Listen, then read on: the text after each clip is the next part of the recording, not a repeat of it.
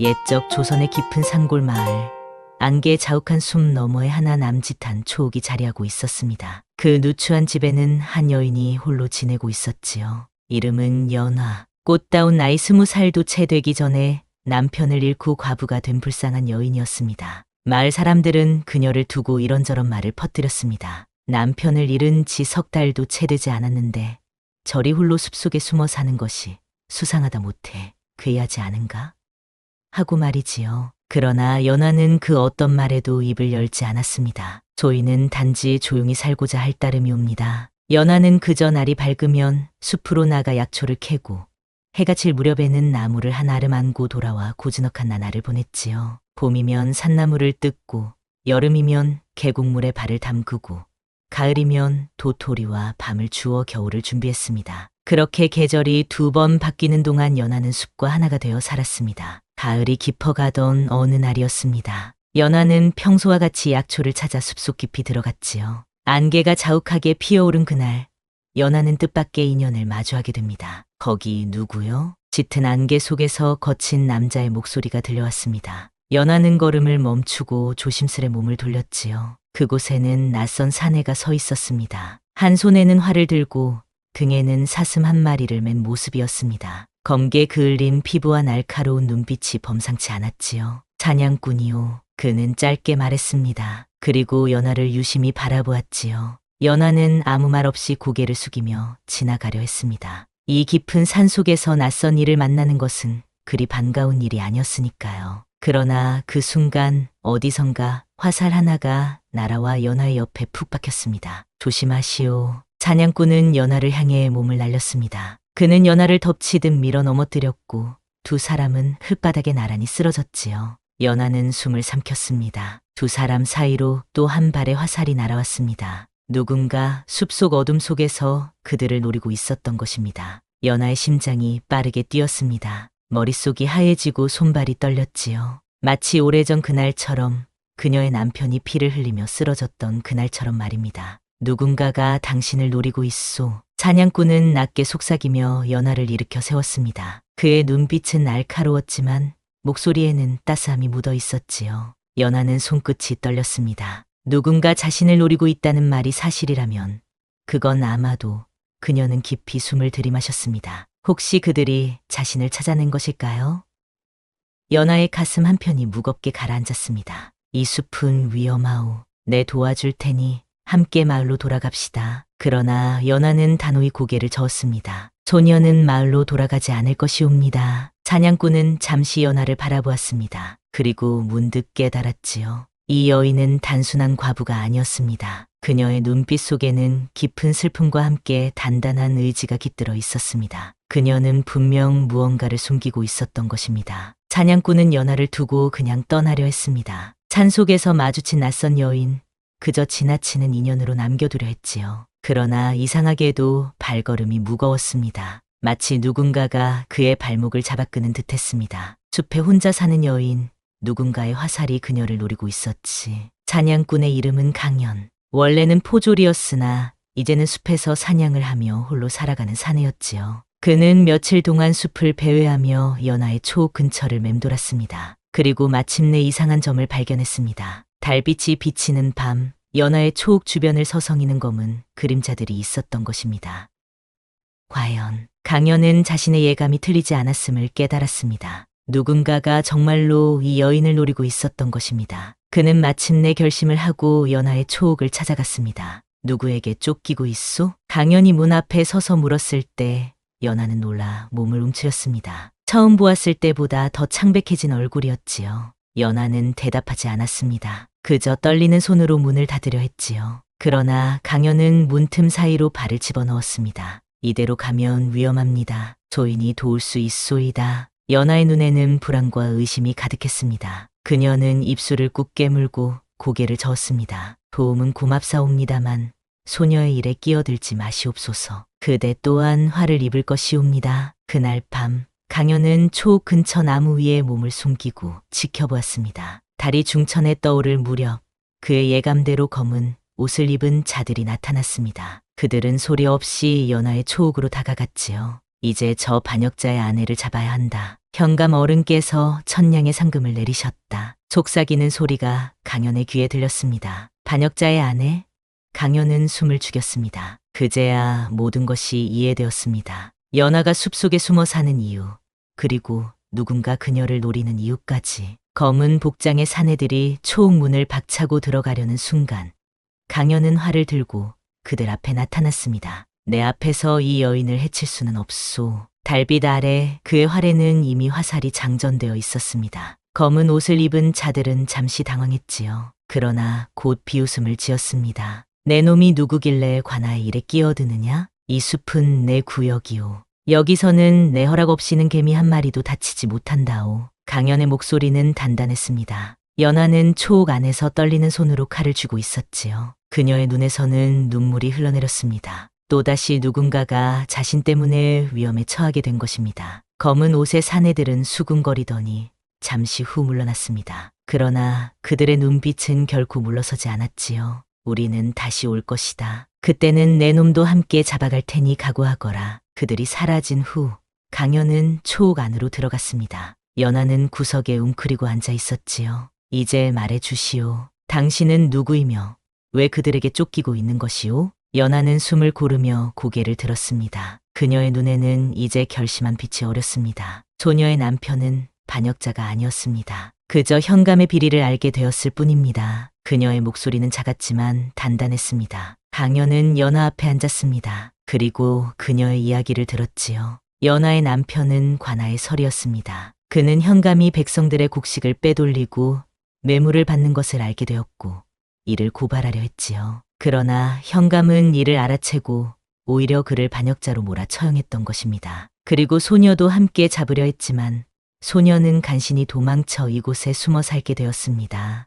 연하의 눈에는 복수의 불꽃이 깃들어 있었습니다. 그녀는 남편의 억울한 죽음을 갚기 위해 그리고 자신의 결백을 증명하기 위해 증거를 모으고 있었던 것입니다. 그 순간 강연은 처음으로 깨달았습니다. 이 여인에게 끌리는 이유를 그녀의 눈빛 속에서 자신의 과거를 보았기 때문이었습니다. 자신 역시 비슷한 이유로 포졸의 길을 버리고 이 숲에 숨어 살게 된 것이었으니까요. 내 이름은 강연, 본래 포졸이었소. 강연이 마침내 자신을 밝혔습니다. 몇 해 전 벼슬아치들의 음모를 파헤치다 쫓기는 신세가 되었소. 그리고 지금 당신도 같은 자들에게 쫓기고 있구려. 연하는 놀라움을 감추지 못했습니다. 그녀 앞에 앉은 이 사냥꾼이 단순한 산속 사람이 아니라는 사실에 가슴이 뛰었지요. 당신은 어떻게 알았소? 이 숲은 내 구역이오. 당신이 여기에 숨어 산 이유도 짐작이 갔소. 나 역시 같은 이유로 이곳에 몸을 숨겼으니 두 사람의 시선이 마주쳤습니다. 달빛 아래 두 개의 외로운 영혼이 서로를 알아본 순간이었지요. 그날 밥상을 마주하고 연하와 강연 사이에는 묘한 긴장감이 흘렀습니다. 숲속의 작은 초옥에서 두 사람은 처음으로 함께 식사를 했지요. 강연이 사냥한 꿩고기와 연하가 뜯은 나물로 차려진 소박한 밥상이었습니다. 이 숲에서 지내신 지는 얼마나 되었소? 강연이 물었습니다. 연하는 잠시 생각에 잠기더니 대답했습니다. 이제 1년이 다 되어 갑니다. 봄에 들어와 계절이 거의 한 바퀴 돌았지요. 연하는 옆에 놓인 작은 보따리를 바라보았습니다. 그 안에는 남편이 남긴 서류가 들어 있었지요. 현감의 죄상을 밝힐 수 있는 유일한 증거였습니다. 소녀가 이곳을 떠나지 못하는 이유요입니다. 이것만 있으면 언젠가는 남편의 누명을 벗길 수 있을 테니. 강연은 그녀의 눈빛 속에서 깊은 결의를 읽었습니다. 그는 말없이 고개를 끄덕였지요. 두 사람은 서로의 상처와 목표를 나누며 밤이 깊어가는 줄도 몰랐습니다. 그러나 그들의 대화를 엿듣는 귀가 있었습니다. 초옥 근처 덤불 속에 숨은 그림자가 소리 없이 움직였지요. 그것은 현감의 밀정이었습니다. 드디어 찾았구나. 반역자의 아내와 그 증거까지. 다음 날 아침 강연은 연하에게 말했습니다. 당신 혼자서는 위험하오. 내가 함께 도와주겠소. 연하는 잠시 망설였습니다. 오랫동안 혼자 지내며 누구도 믿지 않았던 그녀에게 다른 일을 의지한다는 것은 쉬운 결정이 아니었습니다. 그러나 강연의 눈빛에는 진심이 묻어 있었지요. 그대의 도움을 받겠습니다. 하오나 소녀 때문에 화를 입으실까 두렵습니다. 강연은 미소를 지으며 말했습니다. 나 역시 이미 그들에게 쫓기는 몸. 한 사람이나 두 사람이나 다를 것이 없소이다. 그날부터 두 사람은 함께 계획을 세우기 시작했습니다. 현감의 비리를 밝히고 연하의 결백을 증명하기 위해선 더 많은 증거가 필요했지요. 강연은 마을로 내려가 정보를 모으기로 했습니다. 조심하십시오.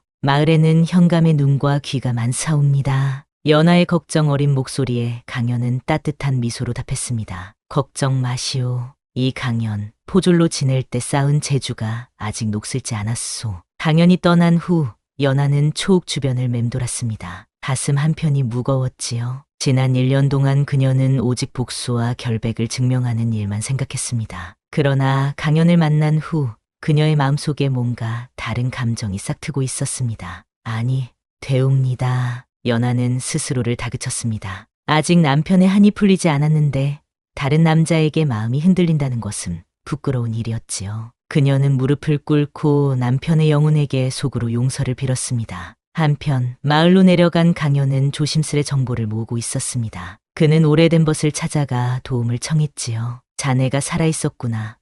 모두 죽은 줄 알았네. 오래된 법박 서방은 강연을 보고 눈물을 글썽였습니다. 강연은 그에게 현감의 비리와 연하의 이야기를 들려주었습니다. 그 여인 말이 맞네. 현감은 최근 몇 년간 백성들의 곡식을 빼돌리고 뇌물을 받아왔어. 그리고 그것을 알게 된 서리를 반역자로 몰아 처형했지. 박서방의 말에 강연의 의심은 확신으로 바뀌었습니다. 그는 더 많은 정보를 얻기 위해 밤이 늦도록 마을을 돌아다녔지요. 그러나 그날 밤 뜻밖의 일이 일어났습니다. 강연이 마을을 떠나려는 순간 포졸들이 그를 둘러쌌습니다. 감히 이곳에 나타나다니 목숨이 아깝지 않은가 보구나. 강연은 칼을 뽑아들었습니다. 그러나 상대는 6명. 혼자서 맞서기에는 너무 많았습니다. 그는 재빨리 주변을 살폈고 좁은 골목을 이용해 도망치기 시작했습니다. 저놈을 놓치지 마라.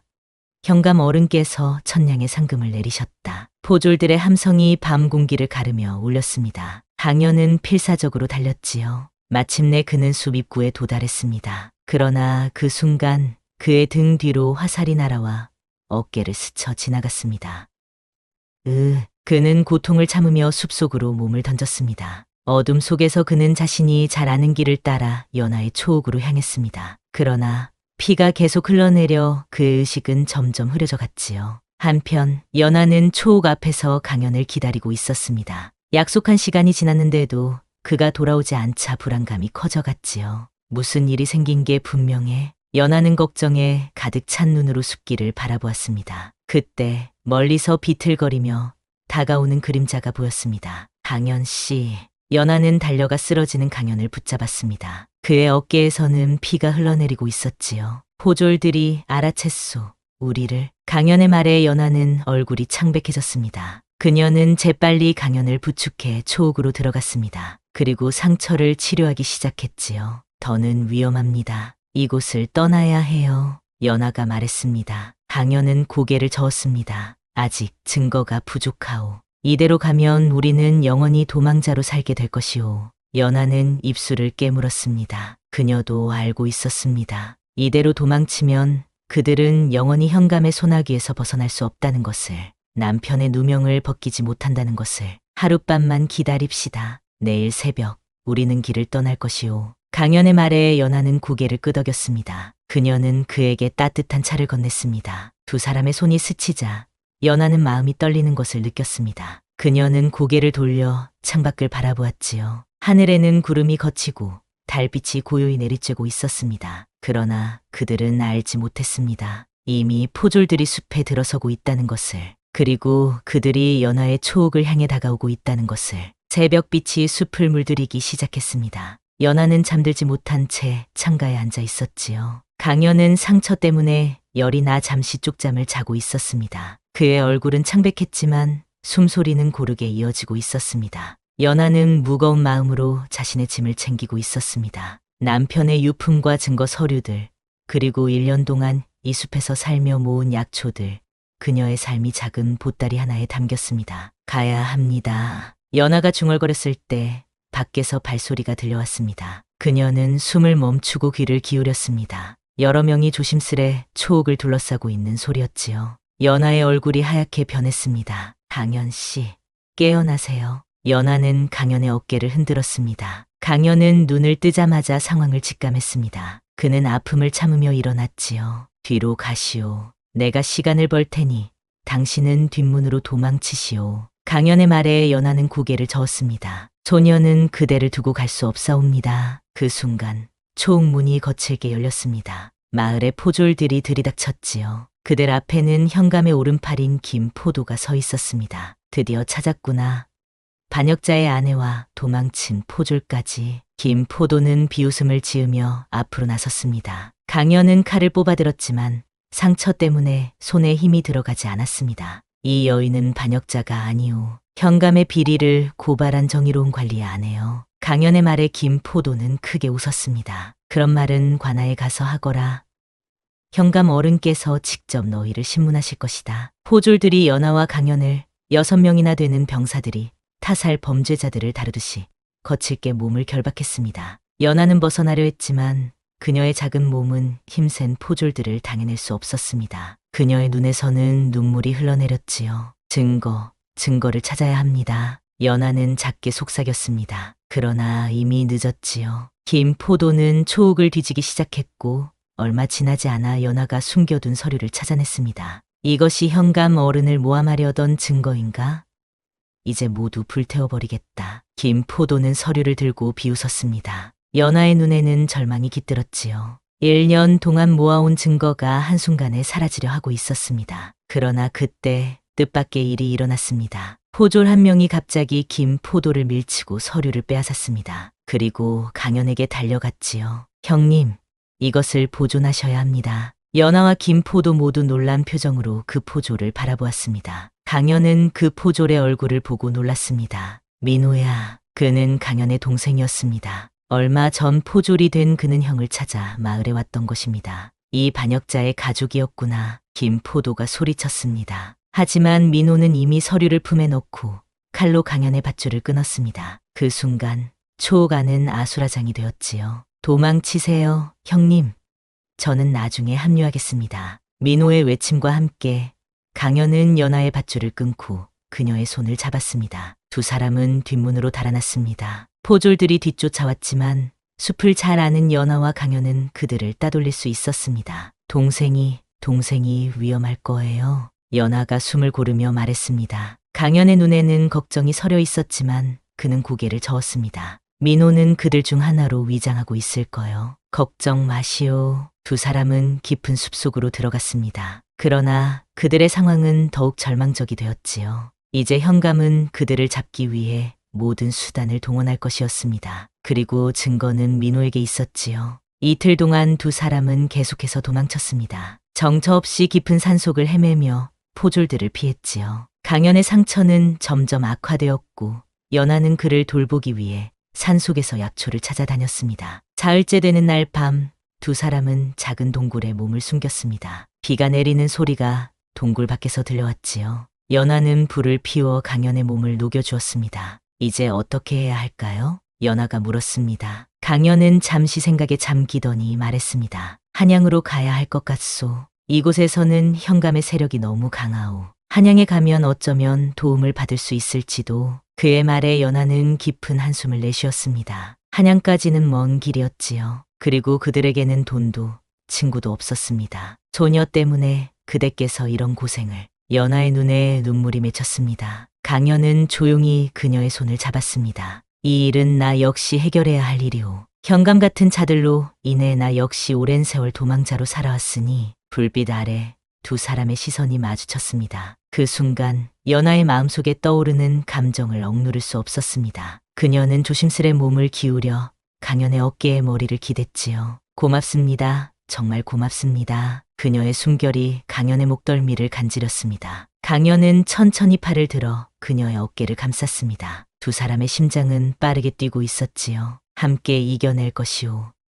반드시. 강연의 목소리는 깊고 따뜻했습니다. 연하는 그의 품 안에서 오랜만에 안정감을 느꼈지요. 그녀의 굳게 닫혔던 마음이 조금씩 열리고 있었습니다. 그러나 그들은 알지 못했습니다. 이미 관아에서는 그들을 체포하기 위한 대대적인 수색이 시작되었다는 것을, 그리고 현감은 직접 나서서 그들을 잡으려 한다는 것을. 동굴 밖에서는 비가 점점 더 거세게 내렸습니다. 마치 하늘도 두 사람의 앞날을 걱정하는 듯했지요. 비가 그친 다음 날 아침, 연하와 강연은 동굴을 나와 한양으로 향하는 길을 찾기 시작했습니다. 산길은 지늘그로 미끄러웠고 발걸음은 무거웠지요. 그러나 두 사람의 의지만은 단단했습니다. 이 산을 넘으면 큰 길이 나올 것이오. 그곳에서 한양으로 가는 장삭길을 따라가면 됩니다. 강연이 말했습니다. 연하는 고개를 끄덕이며 그를 따랐지요. 그녀는 이제 강연을 전적으로 믿고 있었습니다. 같은 아픔을 공유하는 사람,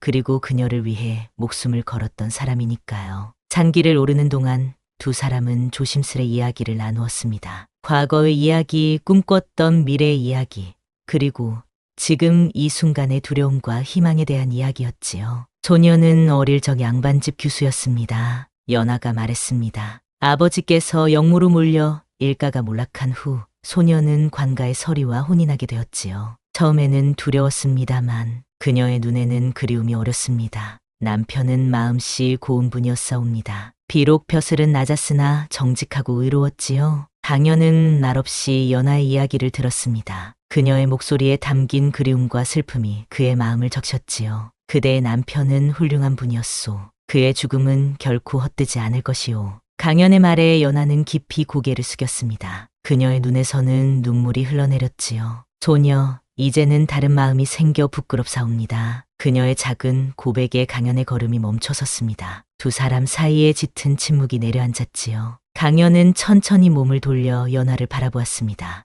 나 역시 당신을 생각하면 가슴이 뛰오. 그의 진심 어린 고백에 연하의 뺨이 붉게 물들었습니다. 그녀는 고개를 들어 강연의 눈을 마주 보았지요. 잔새들이 지저귀는 가운데 두 사람의 마음은 조용히 통했습니다. 그때 멀리서 말발굽 소리가 들려왔습니다. 강연은 즉시 긴장했습니다. 숨어요. 두 사람은 서둘러 길가의 덤불 속에 몸을 숨겼습니다. 곧 여러 명의 포졸들이 말을 타고 지나갔지요. 그들은 연하와 강연의 모습이 담긴 수배문을 들고 있었습니다. 저들은 한양으로 가는 길을 차단하려는 것 같소. 강연이 낮은 목소리로 말했습니다. 연하의 얼굴이 창백해졌지요. 이제 어찌하면 좋을까요? 그때 마치 하늘이 도운 듯한 데에 장사꾼 수레가 지나갔습니다. 수레에는 건초가 가득 실려 있었지요. 강연은 연하를 바라보며 작게 미소를 지었습니다.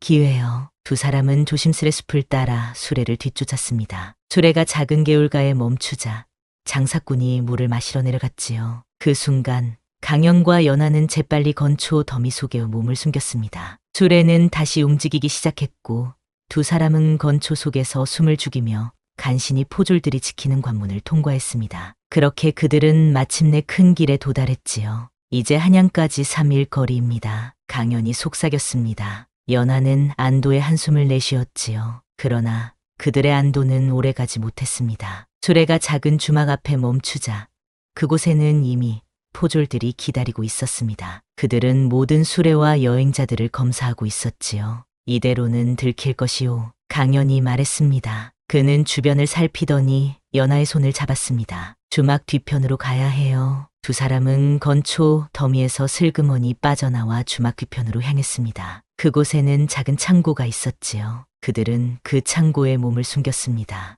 여기서 밤을 기다렸다가 어둠 속의 길을 떠나야 할 것 같소. 강연의 말에 연하는 고개를 끄덕였습니다. 그녀는 지친 기색이 역력했지요. 며칠 동안의 도피 생활로 그녀의 몸은 이미 한계에 다다랐습니다. 잠시 눈을 붙이시오. 내가 지켜줄 테니. 강연의 다정한 말에 연하는 감사의 눈빛을 보냈습니다. 그녀는 조심스레 그의 무릎에 머리를 기대고 눈을 감았지요. 곧 그녀의 숨소리가 고르게 이어졌습니다. 강연은 그녀의 얼굴을 바라보았습니다. 여린 그 얼굴 위로 내려앉은 고통과 슬픔의 그늘이 그의 마음을 아프게 했지요. 그는 조용히 그녀의 머리카락을 쓰다듬었습니다. 반드시 지켜주겠소. 그가 속삭였을 때 창고 문이 갑자기 열렸습니다. 그곳에는 주막의 주인으로 보이는 노인이 서 있었지요. 누구냐? 너희들? 노인의 목소리에 연하가 화들짝 놀라 깨어났습니다. 강연은 몸을 숙여 노인에게 정중히 절했습니다. 노인장, 저희는 불의한 자들에게 쫓기는 몸입니다. 하룻밤만 여기서 머물게 해주십시오.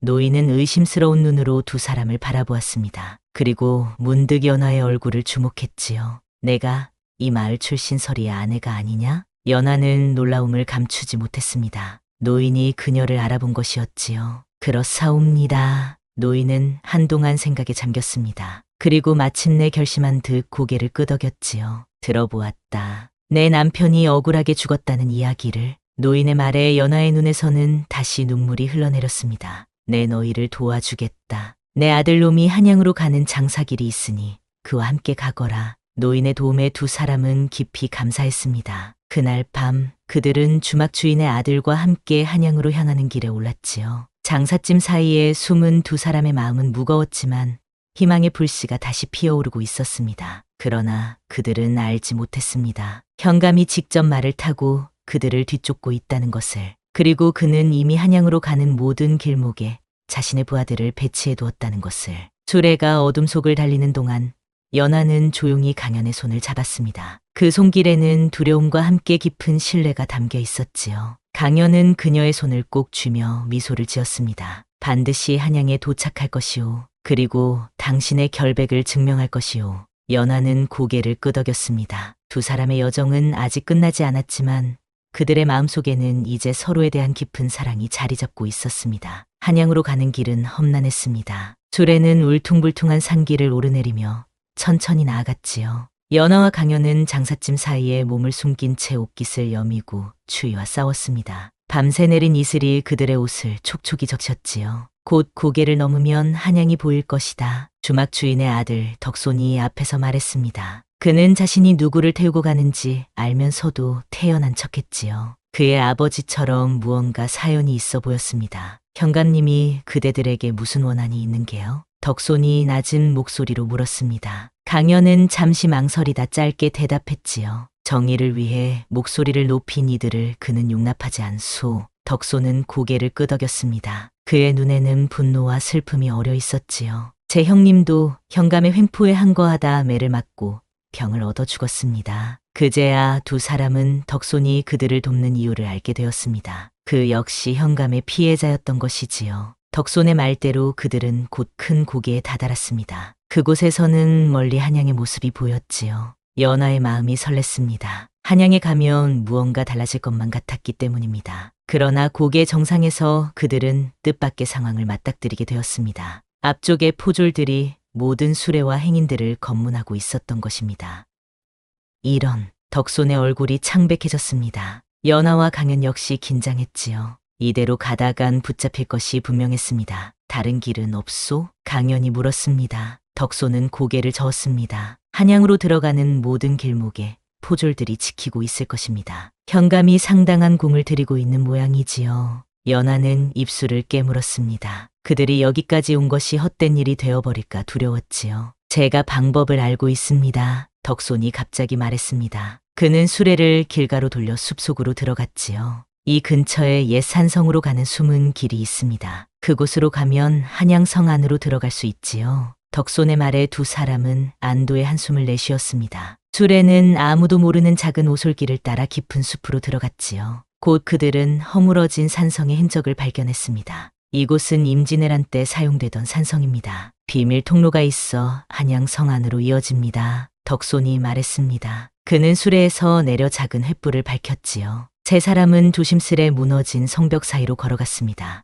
얼마 지나지 않아 그들은 좁은 동굴 입구를 발견했습니다. 이 통로를 따라가면 한양 북쪽 마을로 나옵니다. 그곳에서는 제 친구가 도움을 줄 것입니다. 덕손의 안내에 따라 연하와 강연은 동굴로 들어갔습니다. 어둡고 축축한 통로였지만 자유로 가는 길이라고 생각하니 두렵지 않았지요. 한 시즌이 넘는 시간 동안 그들은 좁고 구불구불한 통로를 걸었습니다. 마침내 빛이 보이기 시작했을 때 세 사람의 얼굴에는 환한 미소가 번졌지요. 도착했습니다. 덕손이 외쳤습니다. 그들은 한양 북쪽 마을의 작은 창고로 나왔습니다. 그곳에는 덕손의 친구 영수가 기다리고 있었지요. 드디어 왔구나.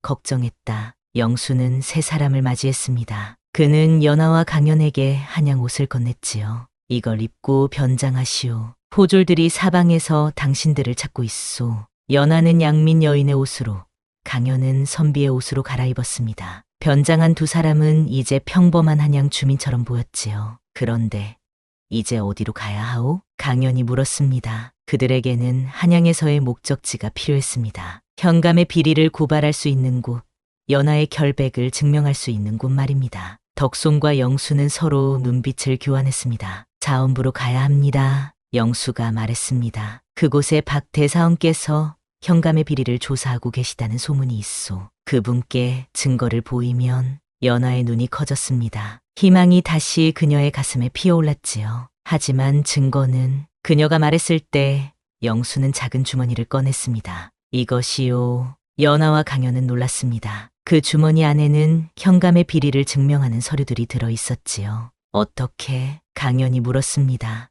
영수는 웃으며 대답했습니다. 3일 전 한 젊은 포졸이 이것을 가지고 왔소. 자신의 형을 위한 것이라 했지요. 강연은 즉시 알아차렸습니다. 그의 동생 민호였습니다. 그는 증거를 지키고 한 발 앞서 한양으로 보낸 것이었지요.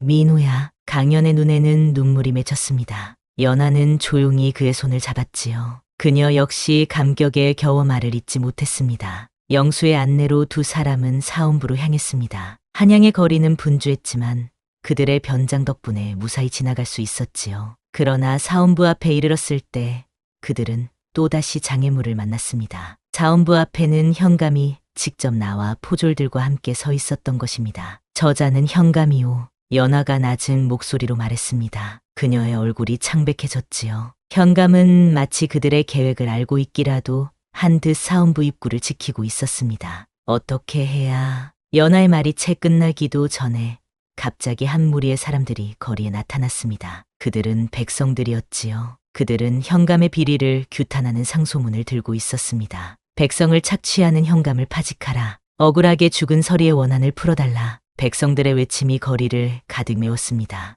연하와 강연은 놀라움을 감추지 못했지요. 누가 이런 일을 벌인 것일까요? 그때 군중 사이에서 한 익숙한 얼굴이 보였습니다. 바로 민호였습니다. 그는 백성들을 이끌고 있었지요.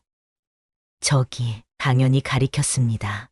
민호는 형을 발견하고 짧게 미소를 지었습니다. 그리고 곧 다시 군중 속으로 사라졌지요. 혼란 속에서 현감은 당황했습니다. 그는 포졸들을 시켜 군중을 해산시키려 했지만 백성들의 분노는 쉽게 가라앉지 않았습니다. 이것이 우리의 기회요. 영수가 말했습니다. 그는 연하와 강연을 데리고 사원부의 뒷문으로 향했습니다. 그곳에는 미리 약속한 사원부의 관리가 기다리고 있었지요. 박 대사원께서 기다리고 계십니다. 관리의 말에 연하의 심장이 빠르게 뛰었습니다. 드디어 그녀와 남편의 결백을 증명할 순간이 온 것이었습니다. 사원부의 내실은 엄숙함으로 가득했습니다. 벽에는 역대 임금들의 어진이 걸려 있었고 두꺼운 서책들이 가지런히 놓여 있었지요. 방 중앙에는 박 대사원이 앉아 있었습니다. 그는 60이 넘은 노인이었지만 눈빛만은 여전히 날카로웠습니다. 그대들이 현감의 비리를 고발하러 온 이들이오? 박 대사원의 목소리는 깊고 무거웠습니다.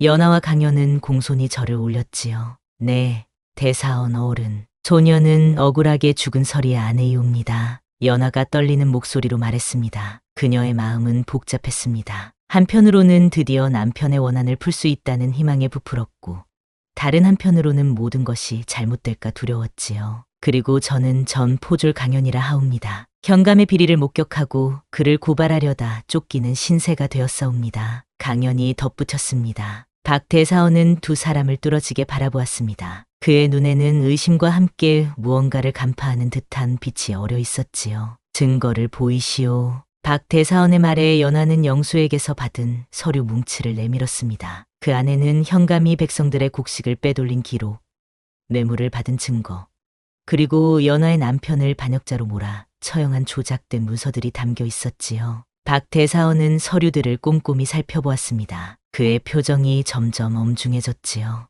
이것들이 모두 사실이라면 중대한 문제요. 그는 무거운 목소리로 말했습니다. 연하의 가슴이 두근거렸습니다. 이제 곧 남편의 누명이 벗겨질 것이라는 희망이 그녀의 마음을 가득 채웠지요. 하오나 이 증거들만으로는 현감을 단죄하기에 부족하오. 박 대사원의 말에 연하와 강연의 얼굴이 굳어졌습니다. 박 대사원은 두 사람의 표정을 보고 부드럽게 미소를 지었습니다. 걱정 마시오. 우리 사원부에서도 이미 현감의 비리를 조사하고 있었소. 그대들의 증거는 우리의 조사를 완성시키는 마지막 퍼즐 조각이오. 그의 말에 두 사람은 안도의 한숨을 내쉬었습니다. 박 대사원은 곧 관리들을 불러 지시를 내렸지요. 당장 현감을 체포하고 그의 관사를 압수수색하라. 또한 이 두 사람의 신변을 보호하라. 관리들이 물러나자 박대사원은 연하에게 따뜻한 시선을 보냈습니다. 그대의 남편은 충직한 관리였소. 그의 억울함을 풀어줄 수 있어 다행이오. 연하의 눈에는 눈물이 가득 고였습니다. 그녀는 깊이 절을 올렸지요. 감사하옵니다.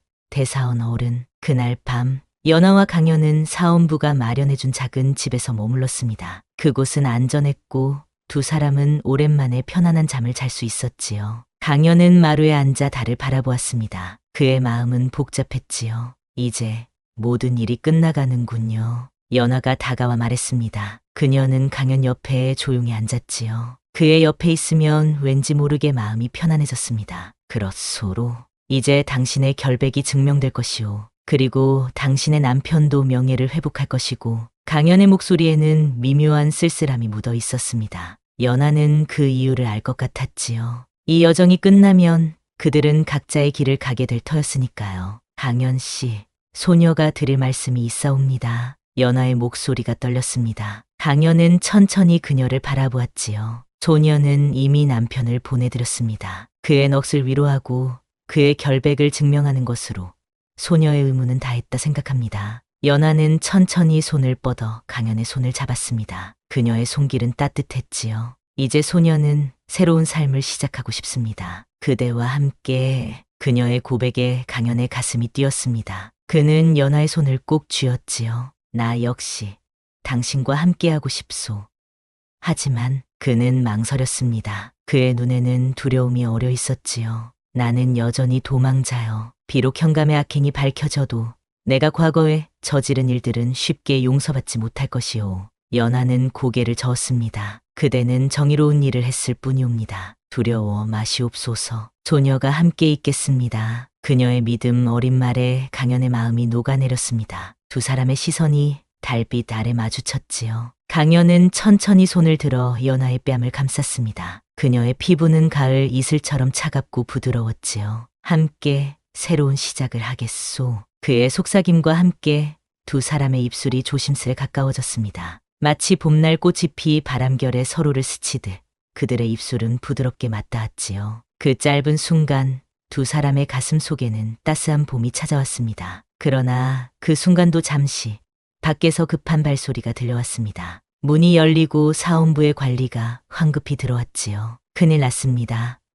현감이 포졸들을 이끌고 사원부를 포위했습니다. 관리의 외침에 두 사람은 즉시 일어섰습니다. 강연은 칼을 집어들었지요. 어떻게 된 일이오? 강연이 물었습니다. 관리는 숨을 고르며 대답했습니다. 현감이 군사들을 이끌고 왔습니다. 그는 반역 혐의로 박 대사원을 체포하려 한다고 합니다. 연하와 강연은 충격을 받았습니다. 현감이 군사들을 이끌고 왔다니 어떻게 그런 일이 가능하단 말인가요? 현감이 오래전부터 병조 판서와 결탁하고 있었다고 합니다. 그는 병조의 군사들을 동원한 것 같습니다. 관리의 말에 강연은 이를 악물었습니다. 현감의 세력이 생각보다 더 강했던 것입니다. 박 대사원은 어디 계시오? 강연이 물었습니다. 관리는 고개를 저었습니다. 자원부에 계십니다. 끝까지 자리를 지키겠다고 하십니다. 강연은 결심한 듯 연하를 바라보았습니다. 당신은 여기 있으시오. 내가 가서 상황을 살펴보겠소. 그러나 연하는 단호히 고개를 저었습니다. 함께 가겠습니다. 이제 소녀도 도망치지 않을 것입니다. 그녀의 눈에는 단단한 결의가 깃들어 있었습니다. 강연은 잠시 그녀를 바라보다 고개를 끄덕였지요. 함께 가겠소. 두 사람은 서둘러 사원부로 향했습니다. 거리에는 이미 혼란이 가득했지요. 현감이 이끄는 병조의 군사들과 사원부의 관리들이 대치하고 있었습니다. 박 대사원은 사원부의 대문 앞에 당당히 서 있었지요. 어찌 감히 사원부를 공격하느냐. 박 대사원의 목소리는 위험이 넘쳤습니다. 현감은 비웃음을 지으며 앞으로 나섰지요. 반역자를 비호하는 것이야말로 더 큰 죄이지. 저기 서 있는 저 여인과 사내를 내놓아라. 그가 가리킨 곳에는 연하와 강연이 서 있었습니다. 현감의 눈에는 증오와 광기가 가득했지요. 그는 두 사람만 없애면 자신의 비리가 드러나지 않을 것이라 생각한 것입니다. 억울하게 죽은 남편의 결백을 증명하려는 여인과 정의를 위해 싸우는 사내를 어찌 반역자라 할 수 있느냐? 박 대사원이 외쳤습니다. 그의 목소리에 주변의 백성들이 모여들기 시작했지요. 그들 중에는 민호와 덕손, 영수도 있었습니다. 현감의 악행을 폭로하라. 억울한 죽음을 풀어주시오. 백성들의 외침이 점점 커졌습니다. 현감은 당황했지만 여전히 군사들을 앞세워 위세를 부렸지요. 저들을 체포하라. 현감의 명령에 군사들이 움직였습니다. 그러나 그때 어디선가 임금의 행차를 알리는 나팔 소리가 울려 퍼졌지요. 물러서라. 임금님께서 오신다. 모든 이들이 놀라 고개를 돌렸습니다. 그리고 정말로 거리 끝에서 임금의 행차가 나타났습니다. 백성들은 일제히 엎드렸지요. 어찌 된 일이냐? 임금의 목소리가 울려 퍼졌습니다. 박 대사원이 앞으로 나아가 절을 올렸지요. 전하, 이 현감이 백성들을 착취하고 무고한 관리를 죽인 후 이제는 사헌부까지 공격하고 있사옵니다. 임금은 현감을 날카롭게 바라보았습니다. 그리고 연하와 강연에게도 시선을 돌렸지요. 저기 서 있는 자들이 누구냐? 박 대사원이 대답했습니다. 현감의 비리를 증명할 증인들이 옵니다. 전하께서 직접 그들의 이야기를 들어주시옵소서. 임금은 고개를 끄덕였습니다. 네, 들리라. 한양 대궐의 정전은 엄숙한 분위기로 가득했습니다. 붉은 기둥과 화려한 단청이 임금의 위엄을 더하고 마루 위에 앉은 임금의 눈빛은 날카로웠습니다. 연하와 강연은 전하 앞에 무릎을 꿇고 있었지요. 그들의 마음은 무거웠지만 동시에 진실이 밝혀질 것이라는 희망으로 가득했습니다. 말해보거라. 현감의 비리라는 것이 무엇이며 그대들이 어찌하여 이토록 쫓기게 되었는지. 임금의 목소리는 깊고 무거웠습니다. 연하는 천천히 고개를 들었지요. 그녀의 눈에는 1년 동안의 고통과 슬픔, 그리고 굳은 의지가 깃들어 있었습니다. 전하, 소녀의 남편은 현감 밑에서 서리로 일하던 자유입니다. 그는 현감이 백성들의 곡식과 세금을 빼돌리고 관아의 재물을 사사로이 취하는 것을 발견하였지요. 연하의 목소리는 떨렸지만 단단했습니다. 그녀는 남편이 어떻게 현감의 비리를 증거로 남기려 했는지, 그리고 어떻게 반역자로 몰려 처형당했는지를 낱낱이 말했지요. 소녀는 간신히 도망쳤고 남편이 남긴 증거를 지키기 위해 깊은 산속에 숨어 살았습니다. 그리고 그곳에서 그녀는 잠시 강연을 바라보았습니다. 그의 눈에는 깊은 신뢰와 사랑이 담겨 있었지요. 이분을 만났습니다. 그 역시 불의에 맞서다 쫓기는 몸이 되었습니다. 임금은 이제 강연을 바라보았습니다. 강연은 고개를 숙이며 자신의 이야기를 시작했지요. 전하, 소인은 본래 포졸이었습니다. 벼슬아치들의 비리를 파헤치다 그들의 미움을 사쫓기게 되었지요. 숲속에서 연하 씨를 만났고 그녀의 남편이 남긴 증거가 현감뿐 아니라 여러 벼슬아치들의 비리까지 밝힐 수 있다는 것을 알게 되었습니다. 강연의 말에 임금의 눈빛이 더욱 깊어졌습니다. 그는 주변의 신하들을 둘러보았지요. 증거를 보이거라. 박 대사원이 앞으로 나와 서류 뭉치를 올렸습니다. 임금은 그것을 자세히 살펴보았지요. 시간이 흐를수록 그의 표정은 점점 엄중해졌습니다. 이것이 모두 사실이라면 매우 중대한 사안이로다. 임금의 말에 대신들이 긴장한 표정을 지었습니다. 특히 병조 판서의 얼굴은 창백했지요. 현감과 결탁했던 그는 자신의 죄가 드러날까 두려웠던 것입니다. 현감을 끌어내라. 임금의 명령에 현감이 묶인 채 끌려 들어왔습니다. 그의 얼굴은 분노와 두려움으로 일그러져 있었지요. 이 증거들이 사실이냐? 임금이 물었습니다. 현감은 필사적으로 고개를 저었지요. 전하, 이는 모두 저를 모함하기 위한 거짓이옵니다. 저들이 반역을 꾀하여. 그러나 그의 말은 끝까지 이어지지 못했습니다. 임금의 눈빛이 차갑게 번뜩였기 때문이지요. 내가 이미 사헌부를 통해 조사를 마쳤다. 그대의 비리는 명백하다. 임금의 단호한 목소리에 현감은 얼굴이 하얗게 변했습니다. 그는 더 이상 변명할 수 없었지요. 현감의 직위를 박탈하고 그의 재산을 몰수하라. 또한 백성들에게 피해를 준 만큼 그 배로 보상하게 하라. 임금의 판결에 연하의 눈에는 눈물이 고였습니다. 그토록 바라던 정의가 실현되는 순간이었지요. 그리고 임금이 다시 입을 열었습니다. 부당하게 죽은 서리의 명예를 회복시키고 그의 가족에게 합당한 보상을 내리도록 하라. 연하는 울음을 참지 못하고 엎드려 절을 올렸습니다. 그녀의 어깨가 흐느낌으로 떨렸지요. 감사하옵니다.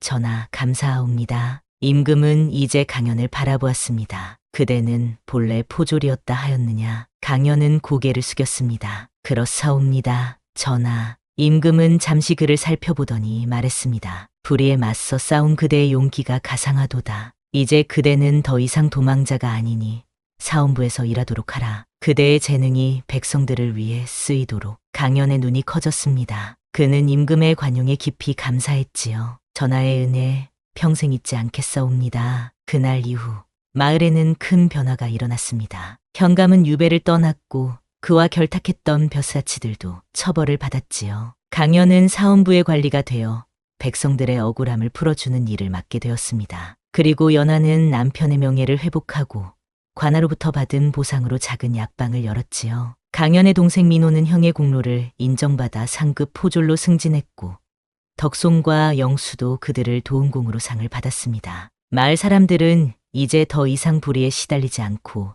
평화로운 나날을 보낼 수 있게 되었지요. 그리고 계절이 한 바퀴 돌아 다시 가을이 왔을 때 한양의 작은 마당에서는 특별한 의식이 열렸습니다. 연하와 강연의 혼례였지요. 이제 진정한 새해 출발을 하게 되었구려. 강연이 말했습니다. 붉은 혼례복을 입은 연하는 수줍게 미소 지었지요. 소녀는 아니, 이제는 그냥 저는 오래 기다렸습니다. 그대와 함께할 날을. 두 사람의 시선이 다정하게 마주쳤습니다. 주변에는 민호와 덕손, 영수, 그리고 박대사원까지 모두가 함께하여 그들의 새로운 시작을 축하해 주었지요. 남편도 하늘에서 기뻐하실 거예요. 당신이 정의를 실현하고 행복을 찾았으니. 어느 손님의 말에 연하는 고개를 끄덕였습니다. 그녀의 마음속에는 이제 더 이상 슬픔이 없었습니다. 지난 일들은 마음의 한편에 감사한 기억으로 남겨두고 이제는 새로운 행복을 향해 나아갈 시간이었지요. 해질 무렵 두 사람은 작은 동산에 올라 석양을 바라보았습니다. 강연은 조용히 연하의 손을 잡았지요. 힘든 시간이었지만 그 모든 것이 우리를 여기로 이끌었소. 연하는 미소를 지었습니다. 숲속에서 처음 만났던 그날 그대가 나타나지 않았더라면. 그녀의 말을 강연이 부드럽게 이었습니다. 운명이었소.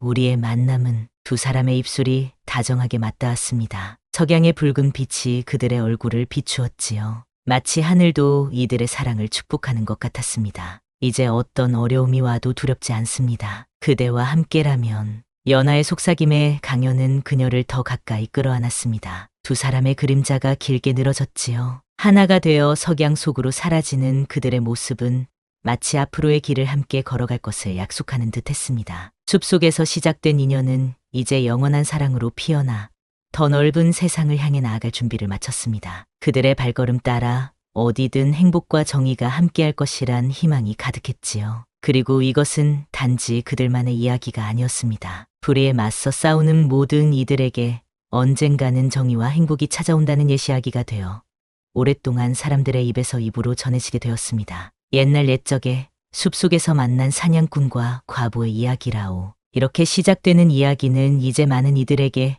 용기와 희망을 주는 전설이 되었지요.